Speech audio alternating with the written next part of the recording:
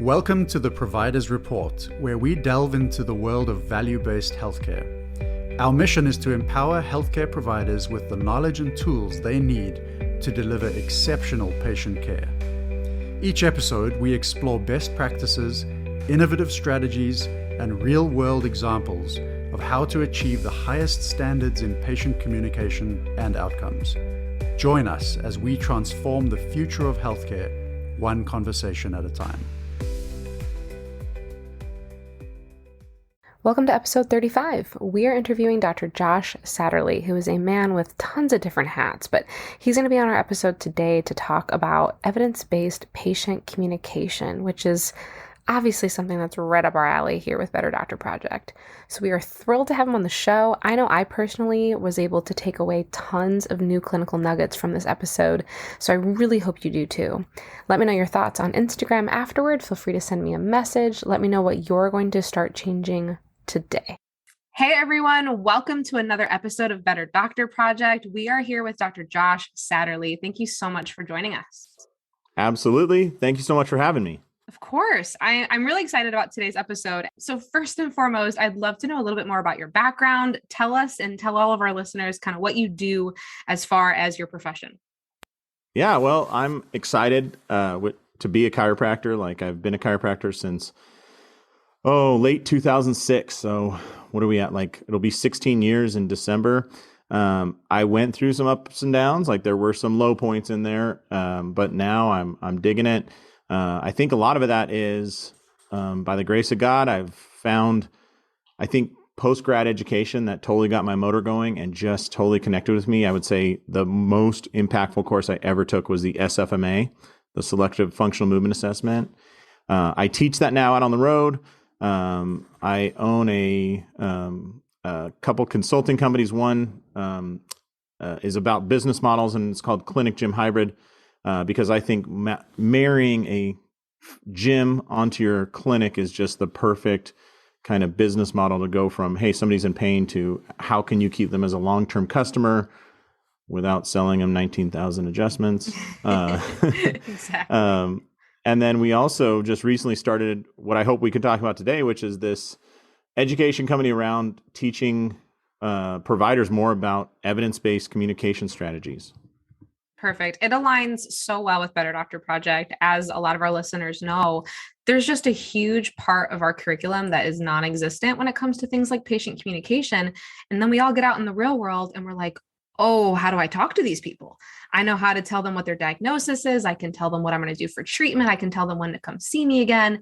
But if anything outside of a textbook happens in those four walls of the clinic, we're in trouble. So we talk about a lot of difficult conversations and situations on this podcast. And I'm really excited to hear about this evidence-based format. Yeah, well, I think it's interesting because, like, you know, in the SFMA, there's this slide we put up, and it says like the best doctors in the world have three major skill sets. Number one, they are incredibly accurate at their diagnosis, right? They work hard to get an accurate diagnosis. Number two, they have great treatment skills to match those diagnoses, or they know which ones to refer, right? And then third thing is they're great communicators, right? And what's always funny to me is treatment, more than anything else, gets all the love, right? Like you look at all these great courses like MPI, DNS, ART, Graston, Factor, I'm trying to think of any others, but they're all the treatment thing. And you go, well, what about the diagnosis thing? And I think there's the SFMA and there's not much else, right? And it's like, well, we all agree that's the most important part, right? Like we got to diagnose. And maybe there's like some MRI interpretation and advanced imaging, courses and stuff. But then when it comes to communication, there are groups like Toastmasters or, professional speakers bureaus and stuff.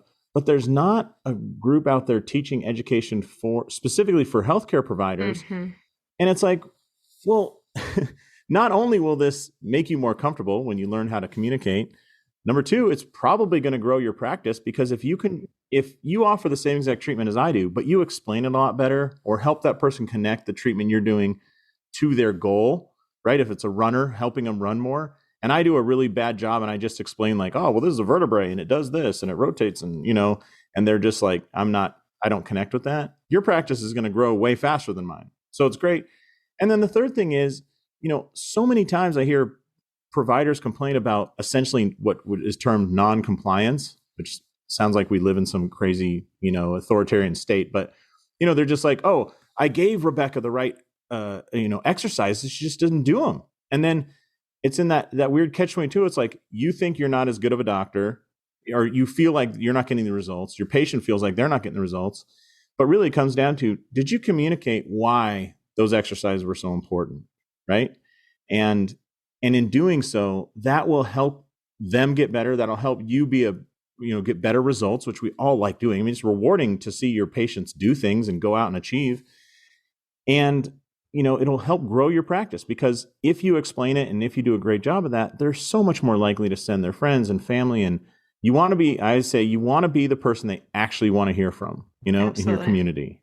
So it breaks my heart that it's not shared, or it's not trained about. Mm-hmm. And we're just going to try over the next 5 years to rapidly change that. Yeah. So simple, right? We need a solution, and this is a great place to start. I'm loving it. And it doesn't exist anywhere else, and it needs to be widespread. And the cool thing I love about teaching on this is that whether you're a student, a first-year grad, 5-year grad, 30-year grad, you can still learn about this stuff. You can always be better.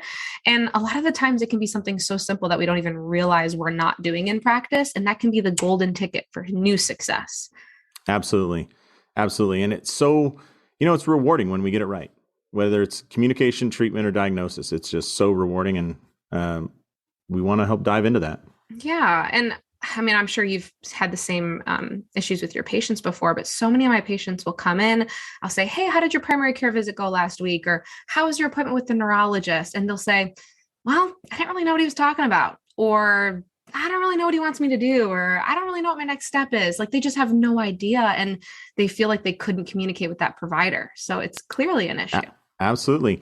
And I'll tell you I think the thing that tipped me over the edge about starting this and actually diving into the research, unfortunately, was I had a friend who he ended up passing away from colon cancer, but he complained about low back pain first, right? 46-year-old guy, healthy, very active, very, just the atypical presentation for cancer.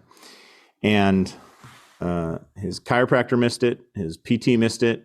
He went to a hip specialist, missed it. The MRI didn't catch where his cancer was, so that missed it. The orthopedic surgeon who he got a consult with missed it. And, it made me think, like, here's this smart guy. He's a very good communicator, speaks all the time. He's out on the road. He speaks at his church. How come that guy couldn't get across the message and didn't say the right words that would tell everybody this guy had red flags? And I think part of the issue is, so for you, Rebecca, you're obviously a great doctor. And when do we ask red flag questions? Just think about this situation. I just want to propose. When do you ask red flag questions? So because of my former work at the VA, I feel like it was in my training to do it at every visit, which is not the norm. I'm going to be honest with you. And most of my patients, when I ask those questions, especially loss of bowel and bladder function, those kinds of things, they're looking at me like I'm crazy. Of course, I don't have any issues with that, but it's the one time, like your dear friend, that I'm going to be grateful I asked those things. But in our training, I just don't feel like it's as common to be so obsessive with those things. And it's great that it's the minority of the visits and of the cases, but we have to be vigilant about finding those. Yeah. I think you bring up a great point. Asking at every visit, if everybody could change to that habit, I think you would actually catch red flags, because I will ask you this. Well, here, let me go back. I think the inherent problem is we're asking high trust questions like, do you have any loss of bowel or bladder control? Like, look me in the eyes and tell me, do you pee your pants when you get up out of a chair?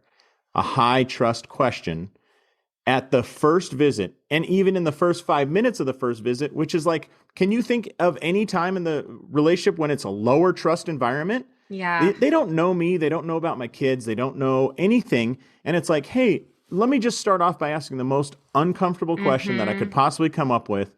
Yeah. And you be honest with me.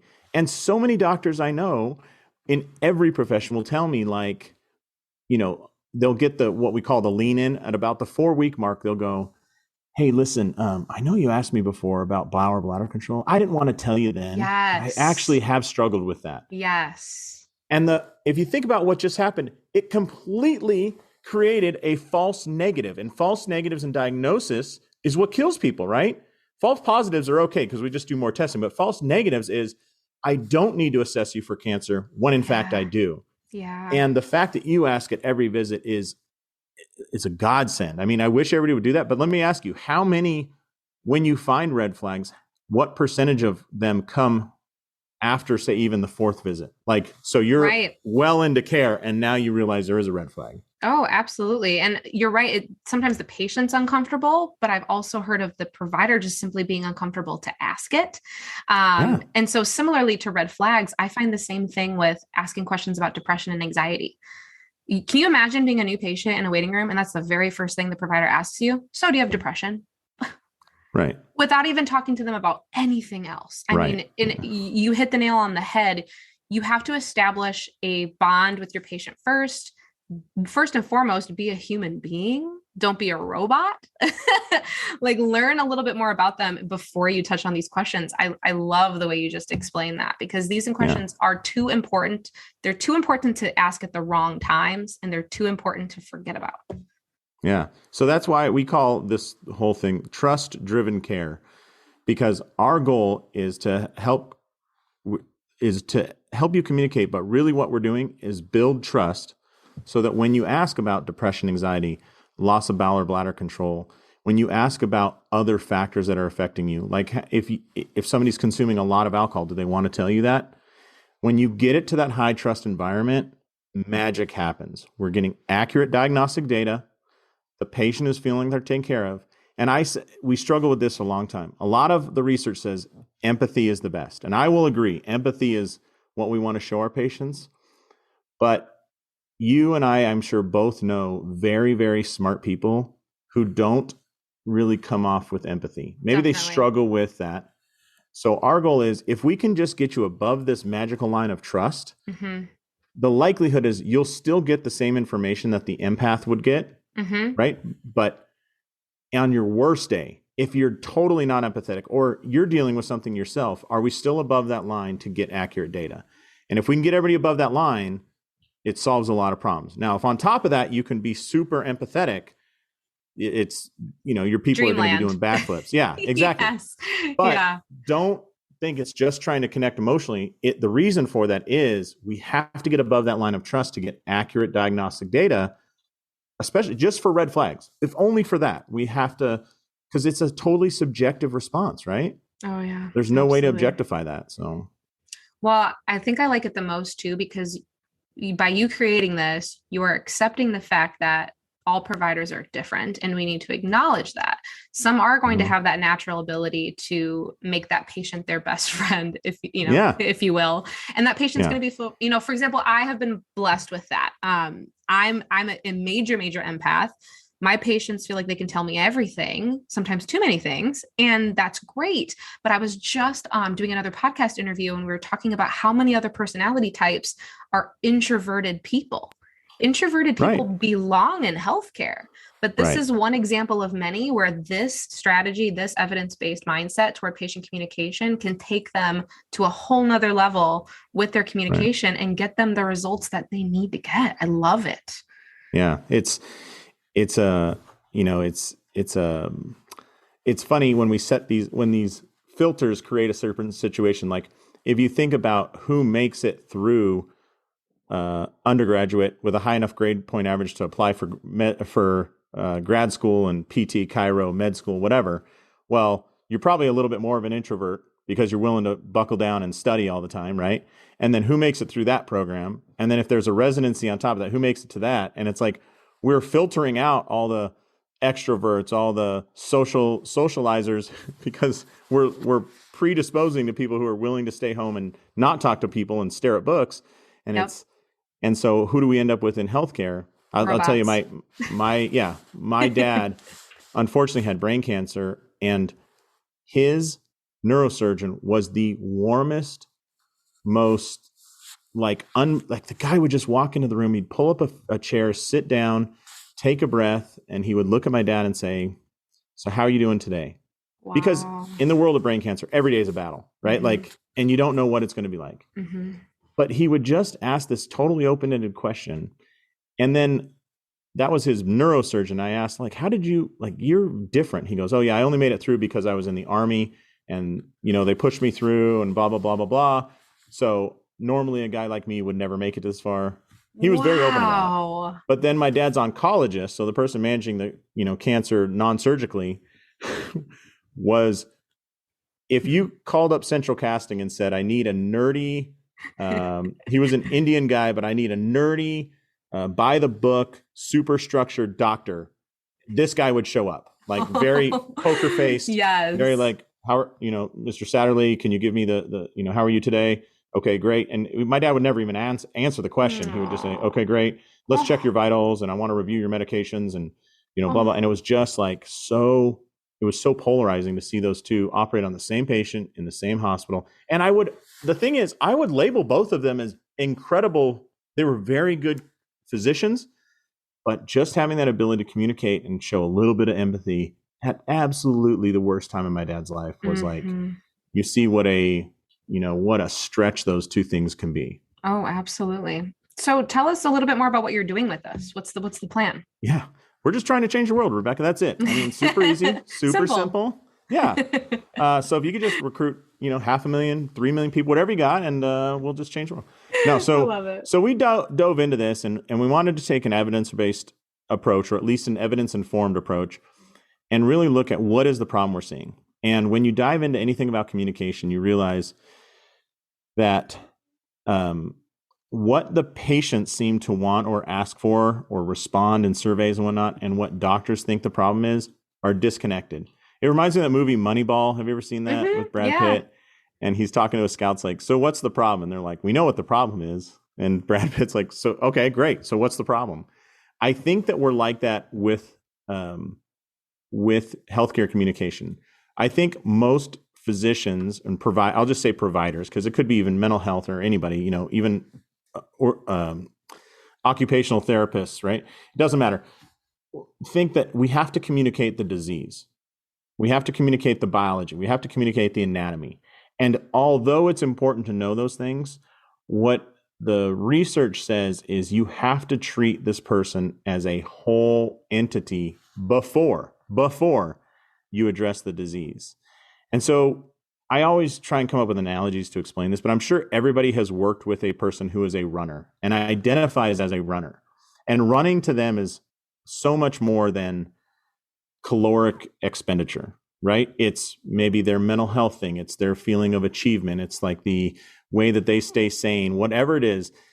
I'm sure you've dealt with this person where they have like the magical, they have to, I'll just pick some random number, 6 miles. If they don't get past 6 miles, they haven't quote unquote run. They could run 5.8 miles. They haven't gone on a run. And they need to get past that point. Well, when that person comes into, say, a chiropractor's office and is like, oh yeah, I have this pain in my back that keeps me from running.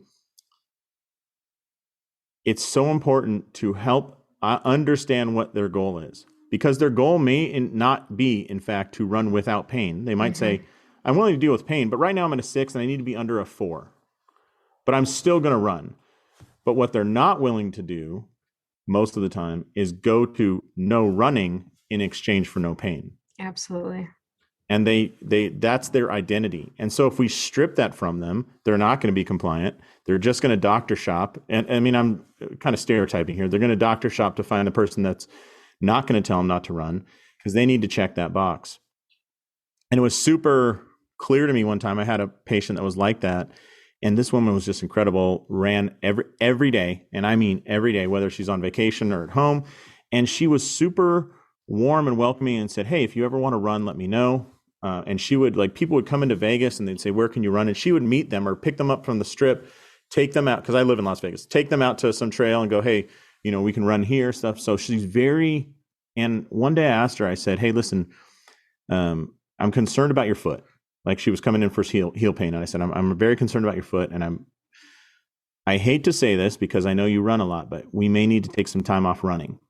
And like, she got a total look I'd never seen on her face before. A tear rolled out of her eye, and she leaned over, she put her hand on my leg, and we we'd had a relationship for probably 3 years. So she knew she could trust me. Mm-hmm. She said, listen, I've never told you, but I run because my son died of leukemia. And on his last day, he said, I wish I could go outside and run. And so she's like, I'm carrying that forward and I get people to run. That's why I do it. Wow. So we can do anything. I'll do whatever you want me to do, but I will not stop running.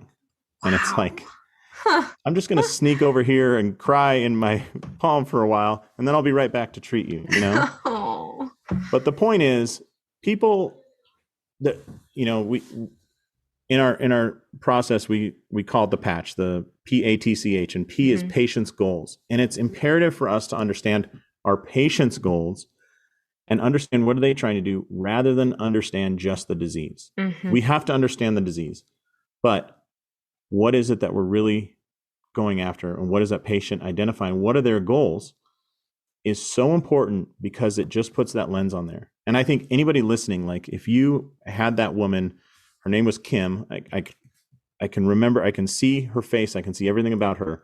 If you have that person in your office, you realize quickly it's not about the anatomy of the sesamoid bones and how the windlass mechanism works in your foot. It's not about how thick the fat pad is. All those things have now had a value of 0. Yes. What it's about is, how do we preserve Kim as a runner? And what do we need to do? And if you look in the research, so many times patients will say they were not talking to me. They were not addressing my goals. They weren't addressing my issues. And they're begging for us to do it. And that's just one step that we found in the research. But it's this huge disconnect once again, which is funny, because everybody I know that's a chiro, PT, a strength coach, everybody, we love people. We love it. Yeah. So why does it fall off? I don't know, you know? Our training is so black and white sometimes. And the second you start working with a human being, you have to kind of throw all that out the window. I mean, even when it comes to diagnosis of a musculoskeletal condition, it's not black and white all of the time. You know, we have algorithms that we follow. We do trials of treatment, and we do more testing depending on what we need to do to solidify that diagnosis. And if that can be non-black and white, imagine dealing with a human being. I mean, have you even seen that sometimes your patients don't even know what their goal is? And then just through talking to them in that first visit, you can find something like a functional goal. And the second you bring that up, they light up and they realize, you're right, I haven't done yoga in 2 years because of my hip pain. And then instantly when I say, what a great goal. How about we get you starting to do some yoga after we do this therapy for a couple of weeks? And then their whole world has changed. In that moment, they realize you're not there just to treat something that's in a textbook, but you actually care about them, their quality of life, their well-being. I mean, I think it's almost crazier sometimes when they don't know their own motivators. Right. And I think at that moment, like going to this, you know, barometer of trust, like what happens when you get on that page with them, when you bring that out in them, what just happened to the trust? And again, Magic. right after that, you talking about like, hey, what if we got you back to yoga for a couple of days? If you were to ask a red flag question right then, the likelihood of it being more accurate is, it has to be 25% higher, 50% higher. Has to be. Know? Now I'm going to be thinking about that study in my head. Yeah. Like, you're so right, though. I mean, yeah. have they done studies on that? Yeah, on what? On when to ask? When to ask those questions? Yeah. Yeah. The worst time is when we're trained to ask, which is the first. Yeah. Yeah. What we should do, if everybody's listening, as a general rule, I mean, take the, you know, I'm consolidating a lot of research here, but you should ask the lowest trust questions first. So that would be like, where does it hurt? What's the pain like? Right. And we get up, and it's tough. You cannot offer any judgment about that. That's a trained skill, right? So it's going to climb. And at the end, a great question is there anything else you'd like to share with me, or anything I haven't asked you that I should have asked you? So using those words, I didn't ask that I should have asked, right? And they might say, well, Dr. Day, you never asked about my shoulder. Now, you know, don't freak out and go, well, you never told me about your shoulder, Sally, you know, which sometimes we want our pride to do that.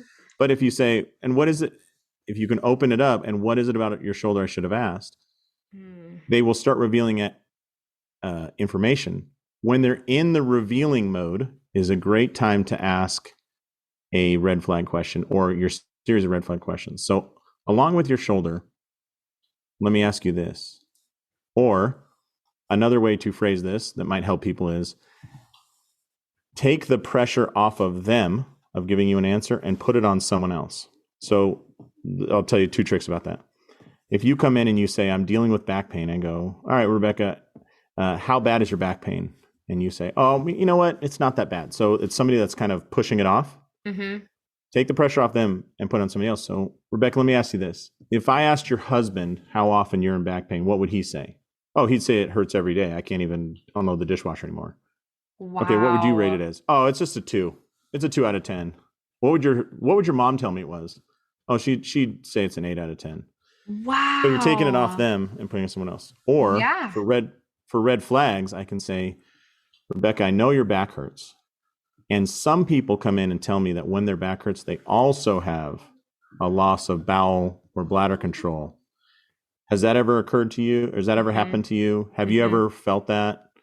Have you ever noticed that? And they go, that's interesting. Or it's common for people with this diagnosis to also have this. Now, I'm not saying you do. I just want to get the full picture. So do you ever suffer from a loss of bowel or bladder control? That is the single-handed best way I've ever heard of that being said. Well, I guess we're done here. It's pleasant. But they immediately realize if they are having any of those symptoms that they're not the only ones and that this is possible with back pain. I've had some patients, if I do ask those questions, they're like, I'll explain to them, this is what you can, look out for. If I have a really severe case, for example, bilateral lumbar radiculopathy or something, scary, but I've ruled out all red flags, I will let them know. If you notice any numbness and tingling on both sides of your groin, as well as loss of bowel and bladder control, please immediately go to the ED or urgent care. We have that conversation. And they're always like, this can happen with back pain? A lot of people don't know that. And the way you just described it, they instantly realize, oh, this is something she's seen before. I can tell them that I haven't been able to, have control for the last 12 hours or what have you. I love that. That's such a great way to do it. Yeah. It's interesting because in any other situation, if we take it out of medicine, like how would you talk to a young child if you were concerned about somebody abusing them? Oh, you absolutely. Wouldn't sit them down and be like, hey, tell me about the abuse. It's like you would spend time to warm up. Course. You would build trust. You would draw with them. You might share, play with them. You would do something to get on the same page. And then you would slowly peel away these questions. And in medicine, for some reason, we're trained and we go, all right, forget that. I'm not dealing with a human being. I'm dealing with a collection of cells here. So Rebecca, tell me, with your back pain, do you ever have a loss of bowel or bladder control? Yeah. And even the way we phrase it, like that's a horrible way to phrase it. Like, or incontinence or constipation. It's a horrible way to phrase it, right? It's like we need to talk to a real estate agent. Like, how they describe this place is a handyman special. That means it's like falling down. Yeah. How would you describe the loss of, control of your bowel or bladder? How would you describe that to a patient? And even coming up with better words for that, like, hey, whenever you stand up, do you ever leak urine? It's probably a way better way to ask about incontinence, Yeah. I love it.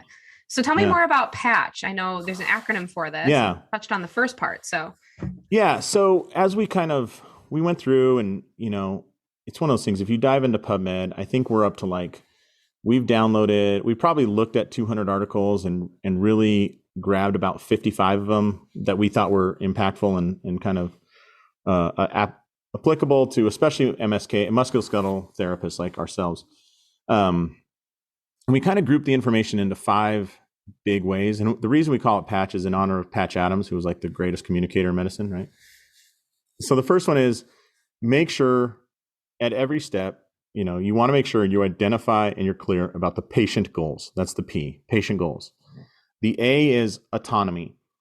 Get into an agreement or discussion or identify what parts the patient will do, what you're going to do, what your front desk is going to do, when you need to refer or imaging, but what is the patient autonomy? Like you're saying, if you feel this, go to the ED, that's autonomy. And we're going to agree that the person in front of us can handle some aspects of their care, but there's some aspects where we're the person to handle it, right? So autonomy is number 2. T is tailoring communication style. So there's two things about communication that we're going to do, but the first is tailor it. So if I'm trying to explain to you and you have a disc herniation and I'm trying to explain that to you, verbally may not work for you. I may need to hand you a model, like a joint model, and all of a sudden the lights will go on. And you'll understand why I'm talking about protective mechanisms or like changing your ergonomics so that you don't keep flaring it up. When you see, those models that maybe show the bulge shooting out and stuff. So we're going to tailor that. The other point I want to make here is if there's like 5 things you treat in your clinic more than anything, it wouldn't be bad to put together a really quick PowerPoint presentation or Google Slides, pertinent anatomy, demonstrations, a mini video. For kind of the 5, usually in an office, 5 to 8 things will get you about 80% of all your diagnoses, right? So that's the T. The C is communication basics. So just the basics of communication. Do you shake their hand? What's your body language like? Are you making eye contact at the right time and for the right moments? Are you, have you ever seen those studies where like if you sit next to the patient or 90 degrees to the patient or facing the patient or have a desk between you, what works? Yes. So they call that setting the healthscape. So again, if we're going for this high trust questions, maybe you need a different room than the cold exam room with the stainless steel table or something like that. Maybe you want a lounge kind of feel. So set that hellscape and just focus on the communication basics. And then finally, the H is humility. We have to practice humility at every point because that really opens the doors to get more information that's more accurate, and it reduces the likelihood that you will be sued for malpractice. In fact, it reduces the likelihood you'll be sued for malpractice more than anything else, including doing the right care. Amazing. It's a crazy stat, but even if you did the right thing, it's still very likely you could get sued if you are not humble, which is a crazy thought. Yeah. Can you give us an example of that? Like a good situation that we need to pick humility over what we may want to do in that moment? Yeah. So I don't want to stereotype, but luckily the research did it for me. And it turns out that hospital-based surgeons are the highest group of lawsuits in any hospital, right? And one of the reasons is they're the lead dogs, right? They're usually at the top of that medical pyramid. And sometimes they are not humble. They're, in fact, maybe a little bit pompous. Well, it turns out that malpractice lawsuits, we say malpractice, but that's probably the wrong term. And so you can actually get sued for doing the right procedure on the right patient for the right reasons, but not having the right approach in it. So, for example, this is crazy, right? Yeah. But the good news is when there's millions of dollars of lawsuits at a hospital, they start studying it pretty actively about why are we losing all this money, right? Yeah. So it's DDDR, I think it is. If you are demeaning to a patient, if you devalue their information. So if I ask you about your back pain, just tell me make up some facts. I go, Rebecca, where's the pain and what does it feel like? Oh, sometimes it's on my right side, but sometimes it's on my left. Well, which one? I don't know. Sometimes both. This isn't, you don't need surgery, and I just devalue you. Likelihood of lawsuit just jumped by 3 times. By 3 times. I haven't even done surgery on you. I'm already up there. Devalued, demeaning, forgive me, I forget the last D. And then if they feel like, if my behavior was that I don't care, meaning I didn't sit down in the patient exam room, I rushed the visit. A common one is they don't even go into the room. They stand at the doorway and ask questions, which I've seen with both my parents now that it got brought up, and I'm like, yeah, I don't want to do that. But I'll tell you the one that connected with me. Last year, excuse me, I was walking around running errands and I stepped, this is like out of a textbook. I had this pain and felt like my bladder was full, like I really needed to pee, right? Went to the bathroom, peed, nothing changed. I'm running around running errands, went to the bank, went to the supermarket, and I'm coming out of the supermarket and I step off the curb in front of the supermarket and it feels like somebody stuck not a sharp arrow, but the shaft of an arrow through my body, like through my bladder all the way to my spine. And I was like, oh my God, that's rebound tenderness. Like I just felt it, right? Mm-hmm. And it was unbelievably painful. So I went to the urgent care, which actually was in the same parking lot, and amazing physician there, did a great exam, great history, very warm individual. He's like, all right, let me palpate your abdomen. So he's going around searching, and he hits this point about the size of a quarter. And I do that move where I reach down at lightning speed and grab his wrist, like, the international sign for don't ever touch me there again, like that. I didn't even need to use words at the time. It was amazing. And he looks at me and he says, okay, well, you need to go to the ER. And I was like, why do I need to go to the ER? And I loved his response. He used my name and he said, Josh, because most healthy 42-year-old males don't grab my hand like that when I palpate them very gently. And I was like, He didn't say, you have all the signs for appendicitis. Yeah. Or, that's right over, blah, blah. He just said, because that is so, and it really like caught me off guard. I'm like, he's right. So I went to the ER and found out that I had a bout of diverticulitis. So it was on the wrong side of appendicitis, but it's still inflammation low in the abdomen. So I get a CT with contrast. And at this point, I've been going through medical evaluation for about an hour. And even me, with all my knowledge and all my, I'm starting to get the nervous sweats. I'm like, this is not my finest moment. And so the ER physician comes in to deliver the diagnosis, and she is, I'm trying to describe her. She's probably somewhere between 35 and 40. A tall woman. I would say that she's, she's in shape. She looks like a runner. She's fairly attractive. So there's no language barrier. There's no barriers whatsoever. I don't feel threatened by her. I don't feel, you know what I mean? Like all the things you can think of just like body language and whatnot. But she is as cold as ice. I call her the ice princess. She comes in and says, okay, I looked at your CT. You have diverticulitis. That's it. That's all she said. And I said, okay, what does that mean? Well, there's an outpouching of your colon. It's causing the pain. Oh, no. Okay. She's like, well, I'm going to admit you to the hospital overnight because we need to observe you and see if you need any surgery. I was like, and I stopped and I said, okay, but doctor, I got to tell you, like, I don't feel any warmth here and I'm really nervous. I'm scared and I don't feel like she's like, well, I've done my job. My job is to diagnose you. She said that? Yeah, I've done my job. My job is to diagnose you. And I was like, wow. So they had, because I was getting admitted, they had to transport me because it's a freestanding ER. They transport me to the hospital, right?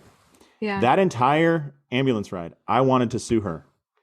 And it really, it struck me like, why do I want to sue her? She got me an accurate diagnosis. Right. She did the right diagnostic tests. Right. She gave me the information. She explained it's an outpouching of your colon and it flares up. And if it leaks into your abdomen, we have big problems. That's why I'm going to admit you. On a checklist, she had hit every marker. But from a human to human perspective, I was angry. I wanted her to pay the price for something, and I couldn't figure out what it was. Wow. Now, obviously, it's being overlaid by this fear and my fear, my nervousness. But it really, between that and my friend passing away, has just been twirling in my brain. Like me as a provider, I've struggled with patients. There's been days I haven't been super empathetic. Why do I want to sue this woman so bad for malpractice? And she didn't do anything wrong, like literally did everything right. And in fact, probably helped me, But it's like, wow, even I can't separate myself from that kind of human need for warmth, explanation. Yeah. And when she was not just cold, because what other patients are going to call her out on that? Like, hey, right. I don't feel warm. Yeah. And she responds with, I've done my job. Like, oh my God, we have such a problem with communication in healthcare. It is unbelievable. It's really bad. And patients are so fed up with it. And I honestly, I think even more so now in the post-COVID era, but ever since COVID, I feel like patients are becoming a little bit more outspoken about that kind of stuff. And they're looking for more answers from us. And they want to be able to have conversations with us and don't want to feel that there's this huge barrier between healthcare providers and patients, because there shouldn't be. I do support the way healthcare has changed into the group practice mindset. And I do Mhm. support, technology reform within healthcare and all of those things. But I think we're missing a lot of that mom and pop feel from 60 years ago when people did have relationships with their primary care physicians because they did. I mean, the doctor knew who your mom was, they knew who your dad was, they knew how many kids you had. They knew all of these things about you. And the second we lost that, we lost a lot of that trust component that you're talking about. And so we have to Yeah. find a way to gain that back because with how big the world has gotten and with how big healthcare had gotten, the reality is we can't know all of those things the way we once could. So this is a great alternative to still be able to develop that communication, that trust, that relationship, because it is possible. And clearly there's an evidence-based way to do it. Yeah. And going back to what you said about what patients want, there's a great study where they had a third-party observer go into all these patient visits in a hospital-based setting, right? And afterwards, the third-party observer would score how effective was the doctor at communication with the patient. So effectiveness, we're not even asking for warmth here, right? But effectiveness. Then afterwards, they would ask the patient, hey, how effective was the doctor? And then, just to make the study complete, they'd ask the doctor, how effective were you at communicating with that patient? Here's the scary thing. The patient and the third-party observer, this is neutral, probably a grad student, working on their PhD, would almost always rank the doctor in this low 60s, 62% effective, 64% effective, but they agreed. They're both saying like this is a D. Sometimes you would see that drift up to like 70%, 70% effective. The scary part was, guess what the doctors rated themselves? 85 to 90% effective. Yikes. So it's not just that they're bad, it's that they're bad and assume that they're good, right? This is the worst combination because if they're bad and think they're bad, at least they'll work to change it, right? Now, the craziest thing was the lowest scores were often in hospitals that had already implemented communication training with their doctors. Oh, no. So these are trained people. Now, the question we don't know the answer to is, did they know the scores were low and the doctors, they put the education training or the communication training in there because of reports of low, or is it 62%? Would it have been 40% before the communication training? We don't know that, but we just know that oftentimes the communication training had already occurred and you're seeing low scores by the patient and the third-party communicator. And by the way, patients always rank the doctor lower when asked that. And I think in the world of chiropractic or physical therapy, when you have a lot of cash pay patients, they vote with their dollars. They're not going to tell you you're 62% effective. They're just going to go pay someone else to be that effective. It's so true. And think of it this way too. Imagine a bunch of fresh graduates in practice, regardless of what specialty you are. You had just gotten done with whatever training you got in terms of communication, or let's say you excelled through medical school, chiropractic school, PT school, whatever it was. If someone sat you down and asked you to rate your communication skills, if you were a straight A student, or if you did well in your training, or let's say you have a successful practice, I can kind of see why you might rate it as 80, 90%, because you might think that you dominated school, so you must be good at it. But in reality, we just don't know any better because we didn't have the appropriate training that we should have in our training, which is just so painful. Yeah. But I mean, schools their job is not to make us amazing clinicians. Their job is to get us to pass the state board exam, It's so true. It's get so licensed. True. Yeah. That's why we need great podcasts like yours that are pushing it forward for everybody. I mean, that's the way it will change. Yeah. Yep. And you guys obviously have the same mindset. We have to get all this information out there and we have to help providers wherever they're at. You also mentioned that you have an evidence-based apology set up. Can you tell me a little bit more about that? Yeah. I always laugh when there's certain things in the evidence where it's a question that's burned in my mind or, and it would not just affect my relationship with patients or my abilities in the clinic, but really would affect every part of my life. And so we're downloading all this, looking at all this evidence, and we came across, this is in that malpractice kind of area. And it's someone was going along the way and said, how come when our surgeons screw up and they apologize, are we still getting sued? So if you want to know how to apologize to a patient, there's actually an evidence-based 4-part apology framework. And here's one thing that is funny to me. In the research, it clearly states, apologize. If you think you screwed up or the patient said you screwed up, just apologize. Now, your malpractice carrier strangely will tell you the opposite. Do never admit guilt. But it looks like, and there is a line in one of the studies, I just wanted them to apologize. That was a common response from patients. I just wanted to acknowledge they were wrong. I wanted them to acknowledge they were wrong. So the patients are asking for it. So if I was going off the evidence, I would say, if you get into a sticky situation, apologize. We can fix everything later. Right. But if you're going to say like, hey, I'm not going to apologize, cool. The problem's not going to go away. You know, it's interesting because, you know, in general right now with, you know, different groups, apologizing sometimes is seen as a sign of weakness. But I would say the evidence in medicine says apologize. So the 4 parts of it. So they said, if somebody delivers what they called a non-apology, it was missing one of these 4. Okay. So you can think about it. If you hit these 4, it's interpreted as an apology. So number 1 is acknowledgement. Just acknowledge that you were wrong and this person is angry. Number 2 is explanation. So you can talk about what happened. Do not explain why you are correct. Just explain what happened. Mm-hmm. Number 3 is clearly offer regret or remorse. And then 4th is some sort of reparation. So let me say them again. It's acknowledgement, explanation, regret, and reparation. So AERR. Okay. Mm-hmm. So I'll go through it with you. Let's say that you had back pain and you got worse after my visit and you think I wasn't paying attention to you, or I don't know what it is. So say, Rebecca, acknowledgement. Rebecca, I understand that you're upset and I want to apologize. I understand that, and then I can move into explanation. I understand that when you left, your pain actually got worse and you called the office twice and nobody answered. I want you to know why that is. It was my responsibility to take the cell phone home with me and I had forgotten. So as the phone rang, there was nobody here to answer it. It's not typically our policy, but you got caught in that. And I can see that was detrimental to how you feel. And then I'm going to move towards regret and remorse. And it's easy if you just state the word sorry in here, but I'm very sorry that you suffered for 2 days and no one was calling you back. And I apologize for the fact that you basically were left there and nobody contacted you. And then I have to offer a reparation. In the future, here's what we're going to do in the future. Now, it doesn't have to be reparation about them, by the way. You can just say, as we move forward, you helped us realize that cell phone is a key issue and we dropped the ball on that.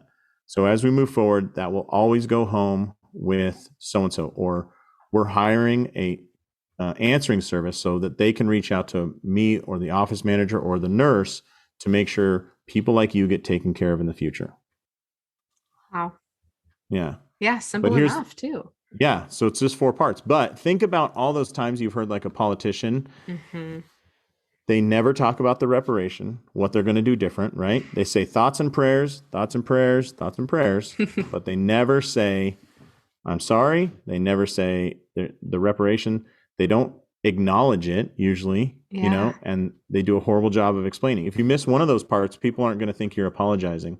So, I mean, think about times with your husband. I'm sure that he's stumbled over apologies. If you go back and think like, what was it that he missed? Is he not a acknowledger? Does he not do a good job explaining? Is it that he's not doesn't show regret or remorse? Or is it that he doesn't offer any reparations? And you bring that up and you just show him that, if he fills that in, it's crazy. You will feel better even after you show him how to apologize to you. The next time it happens, you'll be like, wow, I really like this guy. Like, this is why, and it's just crazy that we can do that. But we're human beings. We are amazing creatures and our psychology works in mysterious ways. And I feel like when you hit all 4 of those parts, no one can be upset with you. I mean, like, what is there? The only downside is offer a reparation you can actually follow through with. Yes. Because if you offer a reparation and like, oh, Rebecca, you got to trust me. This will never happen again. Mm-hmm. So like, for those listeners, I totally dropped the ball and I missed our last interview, right?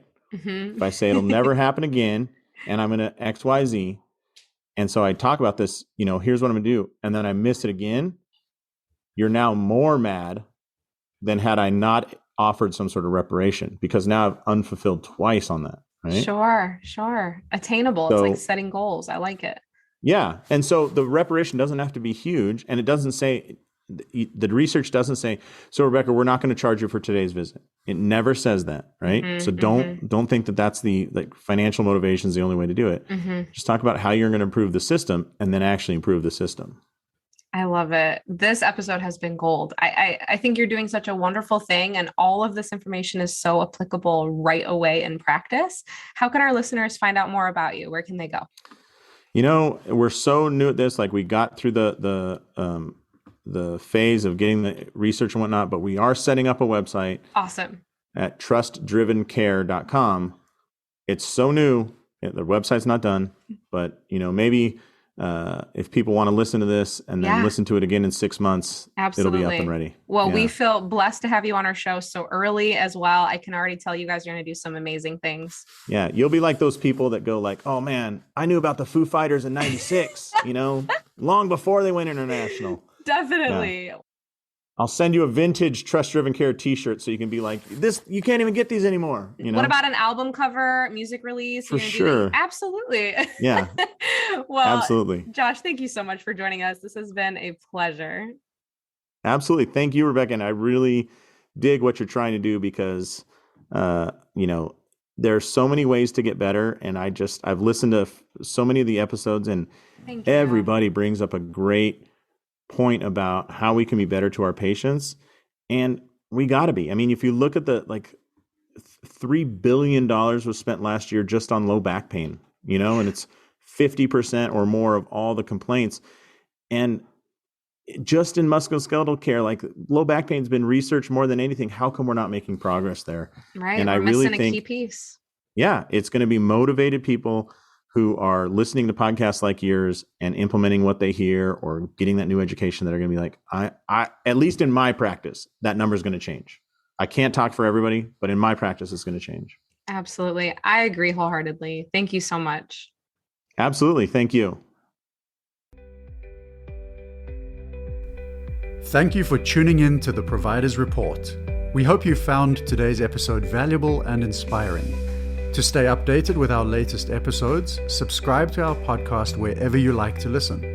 For more resources and continuing education opportunities, visit our website. Together, we can make a difference in the lives of our patients and truly set a standard for value-based healthcare.